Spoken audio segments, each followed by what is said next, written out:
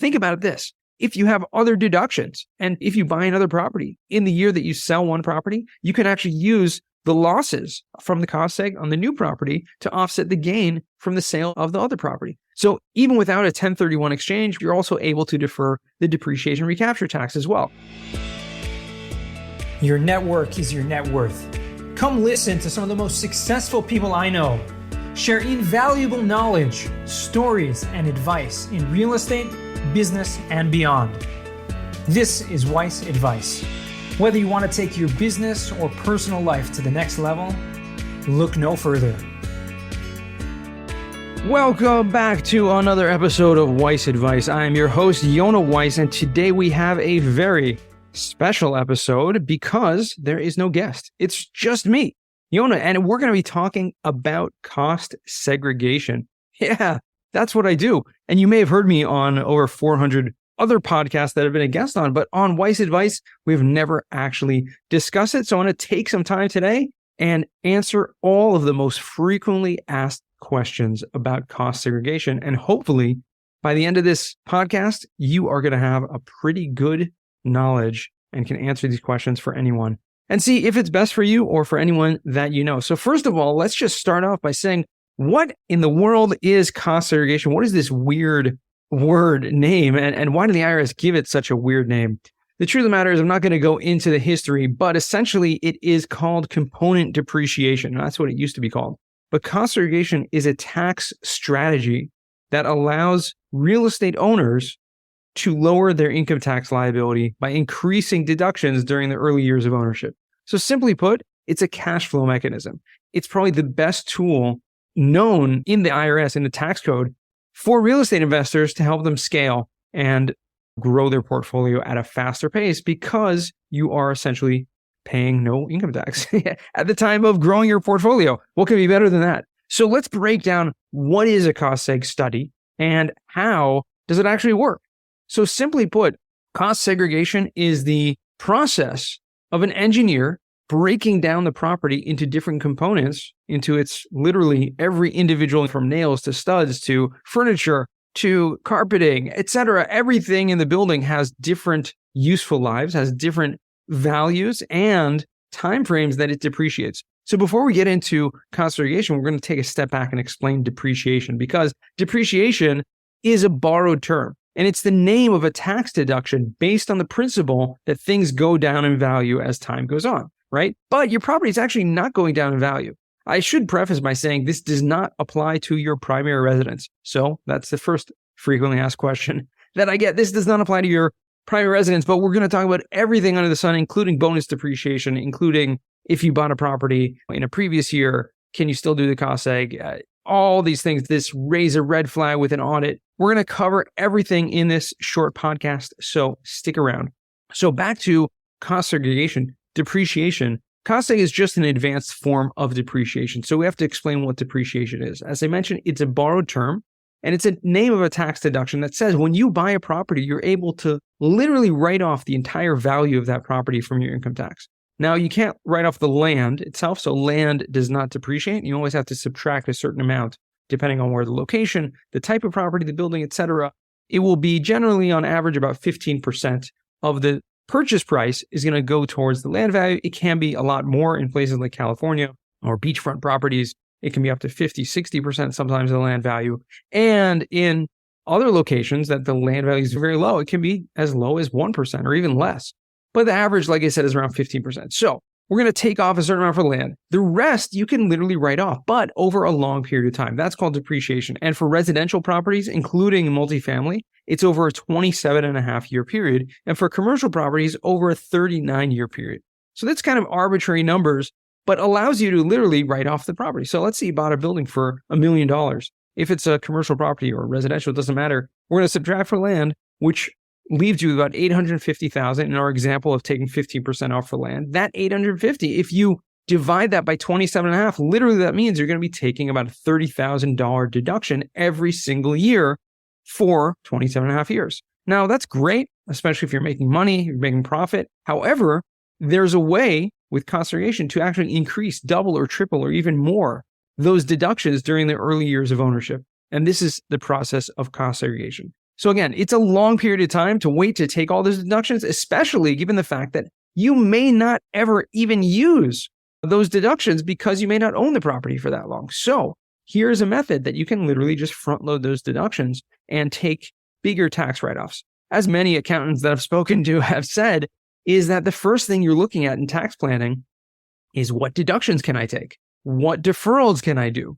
How can I increase, profit in this year by reducing my tax liability in the current year? And yes, obviously you have to plan in advance and see, well, what's my tax liability? What's my tax rate planning to be next year or the coming years? But all said and done, real estate investing is a way to help offset that. So back to cost segregation. What is the process and how do we actually do this? Well, like I said, it's an engineering process. We break down the property, and our company, Madison Specs, happens to be the biggest national company. We've done over 25,000 cost seg studies over the past 18 years across every asset class. So this can be done on a single family, it can be done on a multifamily, on commercial properties, retail, office, industrial, self-storage, golf courses, you name it, any property whatsoever. Besides, like I said, besides for your primary residence, including business properties, which business owners may not actually consider themselves real estate investors per se, but if you own a property or the business owns the property that you operate out of, or a doctor or a dentist may own their practice and may own the office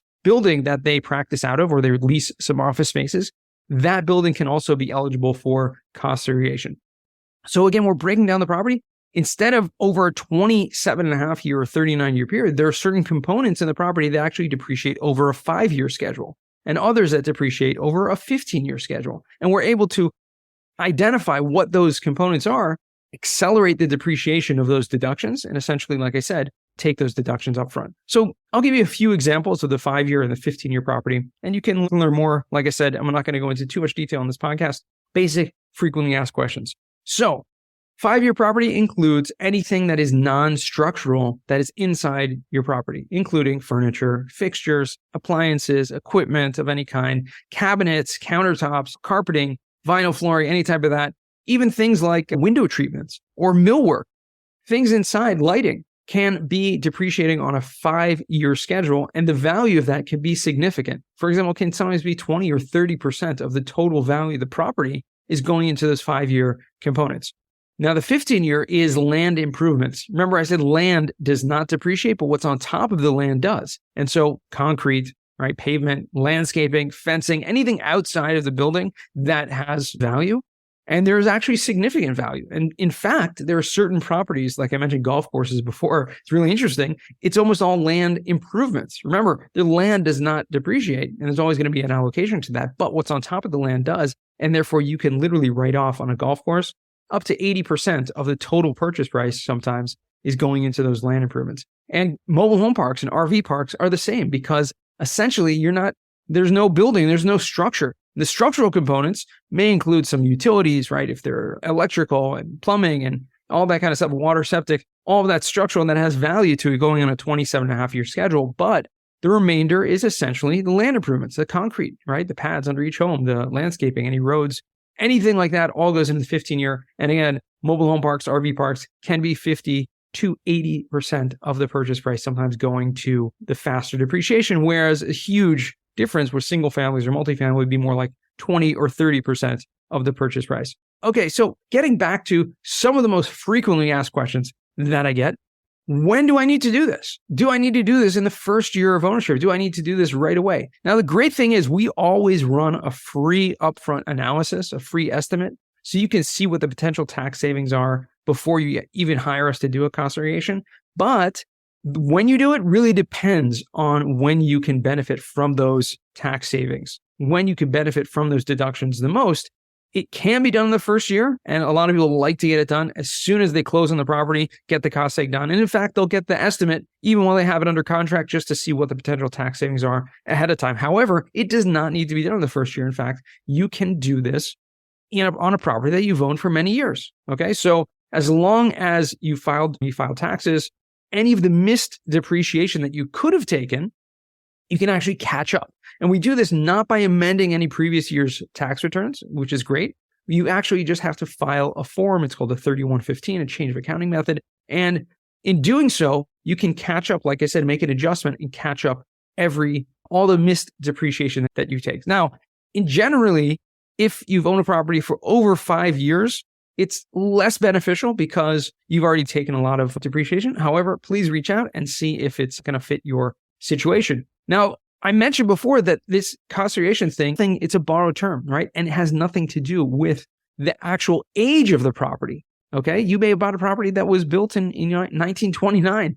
The depreciation is not intrinsic to the property. It's intrinsic to the property owner, which means every time the property changes hands, you get to start over that 27.5-year schedule. You get to do a cost segregation study brand new. Now, it is somewhat relevant, the age of the building, that it does have to do a little bit with the value being placed in the structural components. However, like I said, the actual depreciation doesn't have to do with that. So we're going to be able to do it regardless of how long the property has been around for.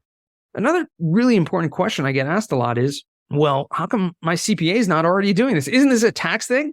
Are you guys CPAs? Well, yes, we are CPAs, but we do not do any tax filing. Okay. So we have a team of CPAs, but we focus specifically on cost segregation. So you need to go to your CPA and see this works out for you. Now, your CPA may or may not understand what cost seg is, and that's okay. You can educate them if you want, or you can try to find a real estate focused CPA who will understand this and will be able to apply it. However, your CPA is definitely not doing this on their own unless they work for one of the large accounting firms, the Big Four, the Big 10, who have engineers in-house and they do this by themselves. However, most 99% of accounting firms do not do cost segregation in-house. They may have a preferred partner like Madison Specs or another company that they'll use, and they will essentially just, charge you an extra fee for handling that for you.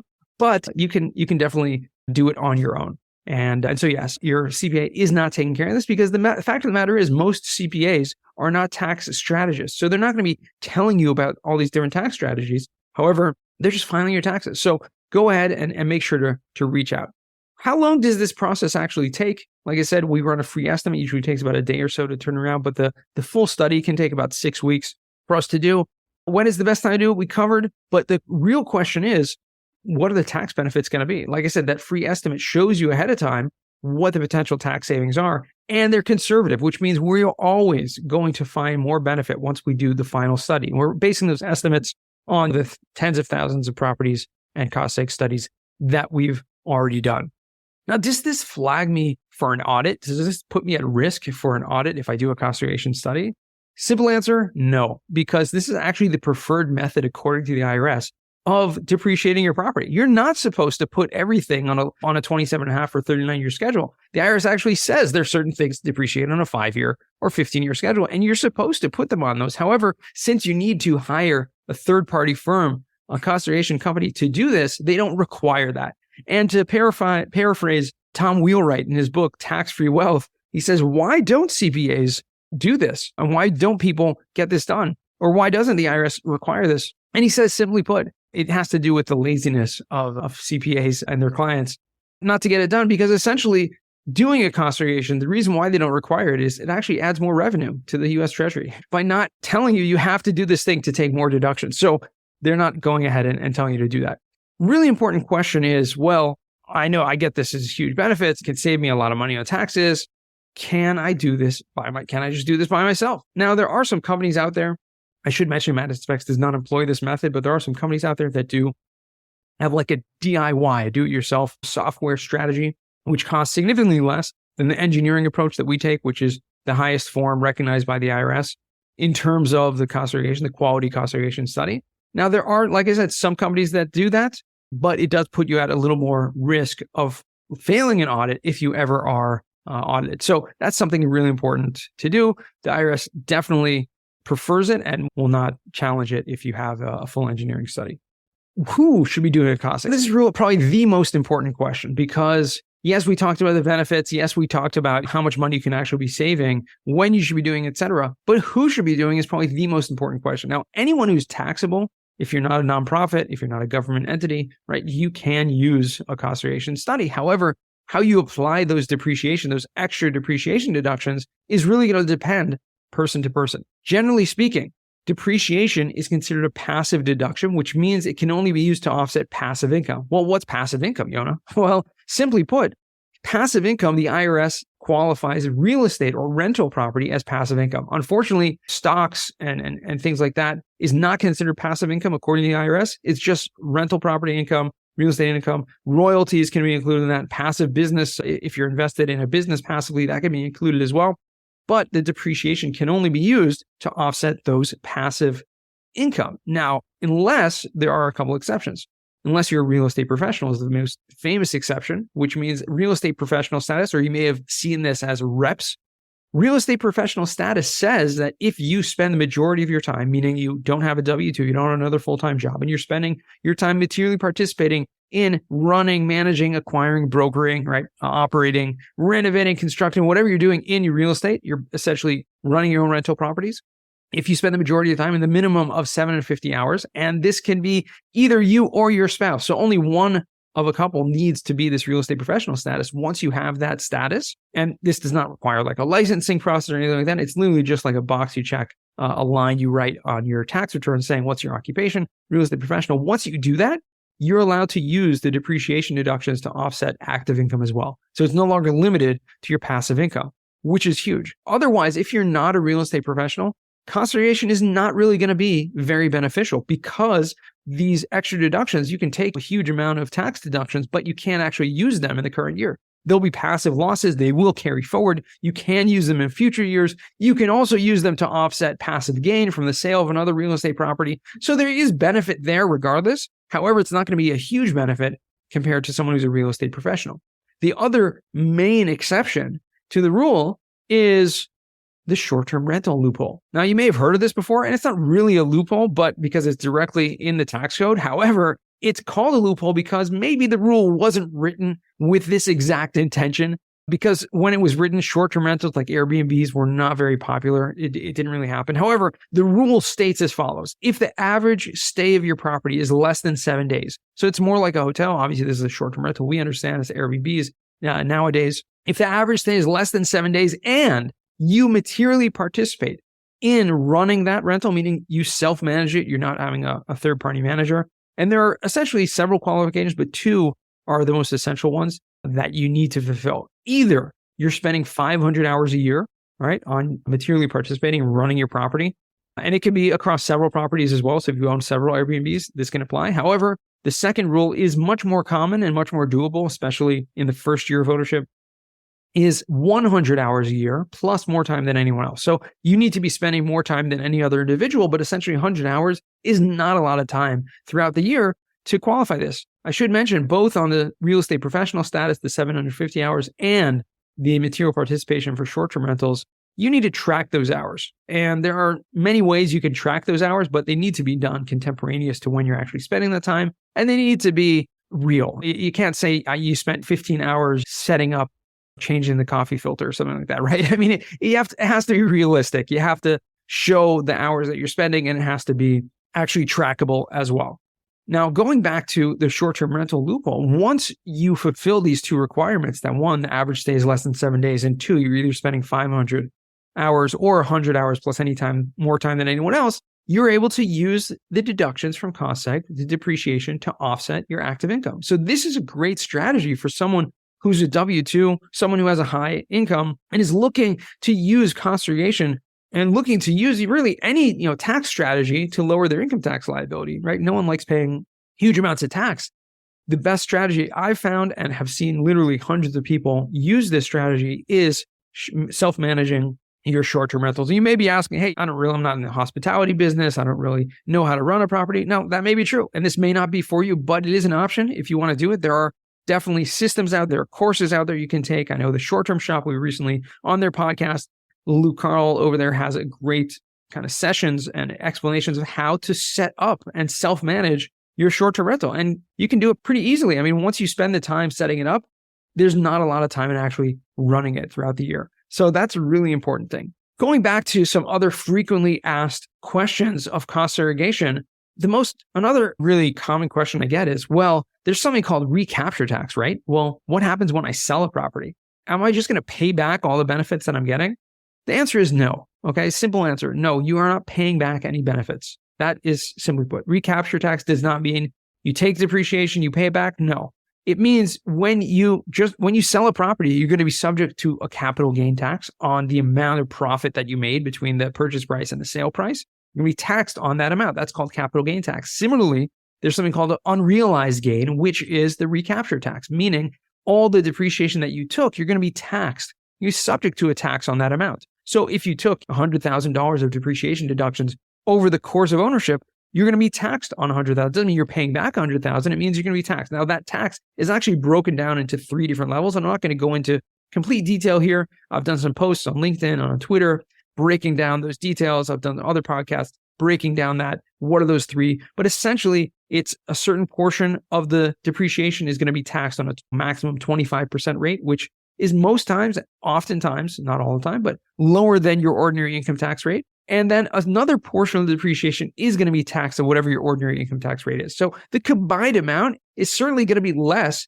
than had you just paid the tax up front. So it's always going to be beneficial to do the cost seg, unless, and I should just interject here before we explain a little more about the recapture, interject that if you're holding a property for less than 2 years, I don't generally recommend doing the cost segregation study because the recapture tax is going to come at a shorter pace. And the main benefit of cost seg is the time value of money, of using these depreciation deductions to offset your income tax this year. That's where the main benefit is going to be. However, if you're holding a property for more than 2 years, I highly recommend checking out cost segregation. Getting back to recapture tax, being subject to a tax is not the same thing as paying a tax.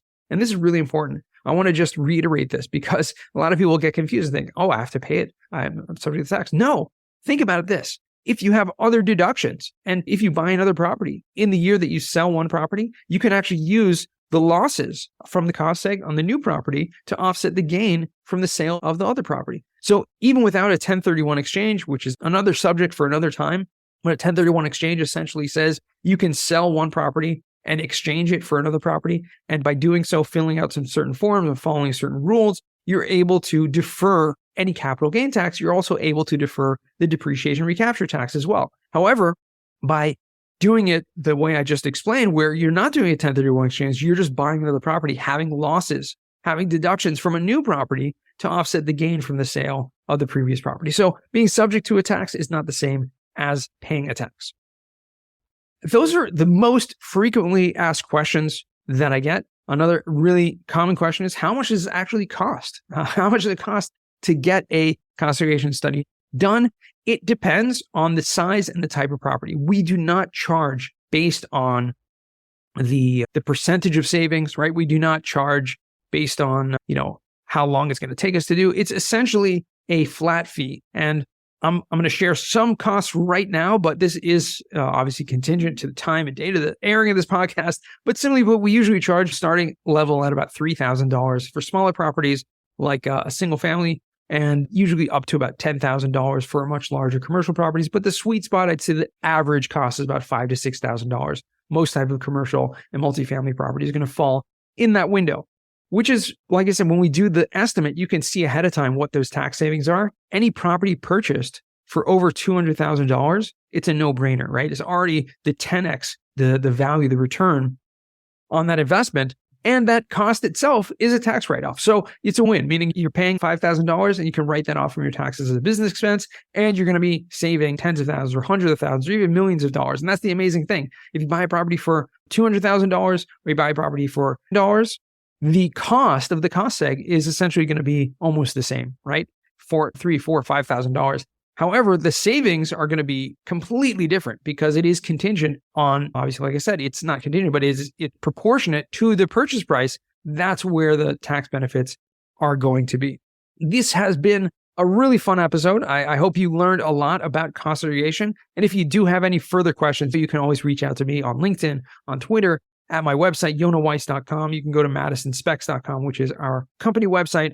And please feel free to reach out with any questions. Even though this is the Weiss Advice Podcast, I'm not going to end this week with the final 4 because I've already answered those questions. In fact, twice. Once, if you scroll back to one of the first episodes over 3 years ago of Weiss Advice, I actually answered those questions in an episode called What Are Yonah's Answers to the Final 4? And then more recently on episode number 300, where I was interviewed by Carl Sona, he asked me these 4 questions, and I think I gave the same answers, but they may have been slightly different. 3 years changes a lot. So go back and check out episode number 300 and go back and check out all of the previous episodes. I appreciate you all for listening and tuning in once again to Weiss Advice. I would be most grateful if you would take 1 minute out of your day and leave a rating and review on Apple, on Spotify, on wherever you listen to podcasts. It takes literally a minute and helps the podcast so much.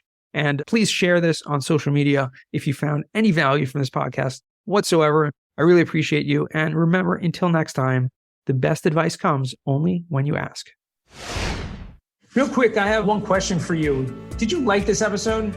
If you did, I want to ask you a huge favor. See, the biggest thing that helps this podcast grow and that will spread this message to the whole world is that if you leave a review, a rating, and subscribe to the podcast. What that does is it basically tells the platforms that this podcast is out on is that you like my stuff and I'm doing something right.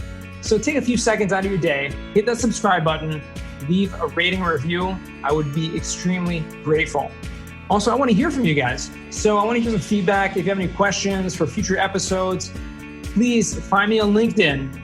Send me a DM, a connection request, Yonah Weiss, and I'd love to hear from you.